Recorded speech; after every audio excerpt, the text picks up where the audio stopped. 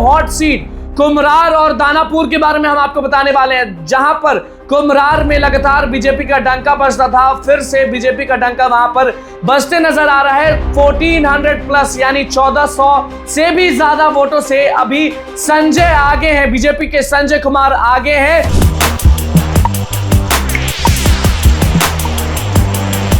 नमस्कार, मैं हूं अनुकुल तिवारी और आप वॉइस आप देख रहे हैं। देखिए 9:15 तक का अपडेट देने जा रहे हैं। पटना के दो हॉट सीट कुम्हरार और दानापुर के बारे में हम आपको बताने वाले हैं, जहां पर कुम्हरार में लगातार बीजेपी का डंका बजता था। फिर से बीजेपी का डंका वहां पर बजते नजर आ रहा है। 1400 प्लस यानी 1400 से भी ज्यादा वोटों से अभी संजय आगे हैं, बीजेपी के संजय कुमार आगे हैं। और वहीं जो लोग कह रहे थे कि शिक्षक केसी सिन्हा जो हैं वो कुम्हरार की सीट निकाल लेंगे, जनसुराज में जो लोग शून्य की बात कर रहे थे और कोई कॉन्फिडेंट में एक सीट की बात कर रहा था, तो वो कुम्हरार ही था जिसको लेकर जो जनता है वो सोच रही थी कि केसी सिन्हा आगे जाएंगे। नवीन सर के पास गए थे तो नवीन सर ने कहा था कि हम तो केसी सिन्हा को दिए हैं क्योंकि शिक्षक समाज से आते। वैसे ही जो भी शिक्षित लोग हैं वो केसी सिन्हा को जरूर चुने होंगे। जो उधर का संख्या है युवाओं का, वो भी अपने शिक्षक को चुना होगा। लेकिन यहां पर 1400 प्लस वोटों से आगे है बीजेपी संजय कुमार, और उसके बाद इंद्रदीप जो है, जो कि कांग्रेस है, वो पीछे चल रहे हैं।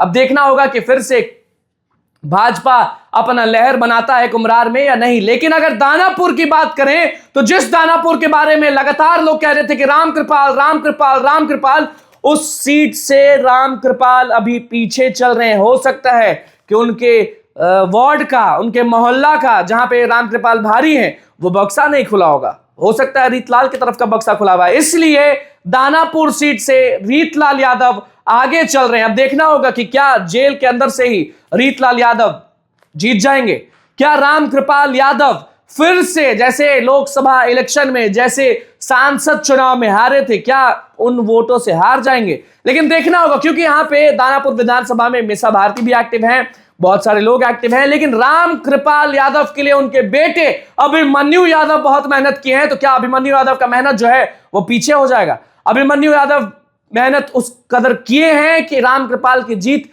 तय है, लोग कह रहे थे। लेकिन अभी जो भी बक्सा खुला है उसमें रीतलाल आगे चल रहे हैं। देखना होगा कि भाजपा बाजी मारेगी या फिर रीतलाल बाजी मारेंगे। अगर भाजपा बाजी मार जाती है तो समझिए कि दानापुर जो रीतलाल का गढ़ हुआ करता था, वो रीतलाल हार जाएंगे। फिर से कह रहे हैं कि कुम्हरार विधानसभा की बात करें तो कुम्हरार विधानसभा में भाजपा आगे है, केसी सिन्हा जो है वो पीछे है। 1400 वोट से आगे भाजपा के संजय है वहां पर। और बाकी सीटों पर भी चर्चा करेंगे, क्योंकि अगर बात करें पटना में, तो पटना में कुम्हरार के हम आपको बता दिए हैं कि बीजेपी वहां पर आगे है।